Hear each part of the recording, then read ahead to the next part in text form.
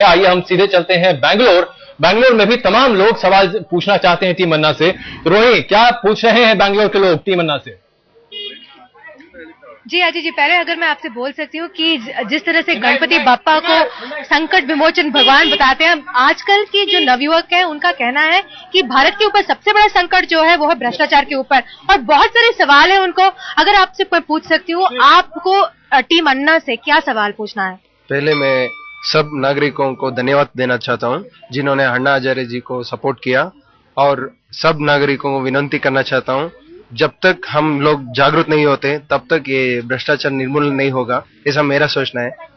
पर आपको देख सकते हैं कि यहाँ पे भी अभी भी वो टोपी पहन के, वो जो पूरा आंदोलन का चिन्ह बना रखा था वो पहन के अभी भी खड़े हैं।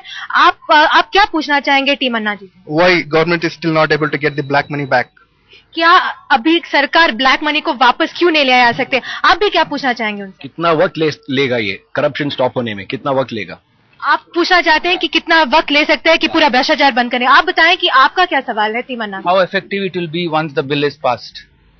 बिल की इफेक्टिवनेस के बारे में पूछ रहे हैं। और आखिरी सवाल आप बताएं कि आप क्या पूछना चाहेंगे टीम अन्ना जी से? अन्ना जी के लिए जल्दी रिकवर होना करके हम सब लोग प्रार्थना करता है। जिस तरह से दिखाई दे रहा है कि बहुत सारे सवाल हैं अजय जी यहाँ पे।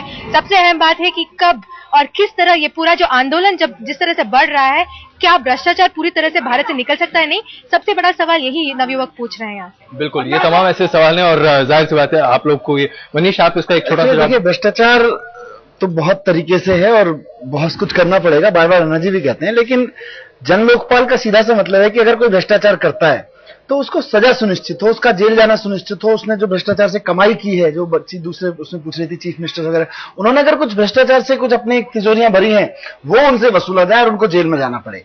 ये अगर सुनिश्चित होने लगा तो लोगों में डर पैदा होगा, भ्रष्टाचार करने से पहले 4 बार वो सोचेंगे जी। तो वो इस पूरे आंदोलन की मांग है। जो उन्होंने कहा कि कब खत्म होगा, होगा कि नहीं होगा, मुझे लगता है ये सब धीरे धीरे आगे बढ़ेंगी चीजें। प्रशांत जी, एक छोटा सा जवाब इस सवाल का। लोगों को उम्मीदें बहुत ज्यादा हैं आप लोगों से, इस उम्मीद का बोझ कहीं आप लोग अपने कंधे पे महसूस तो नहीं करने लगे?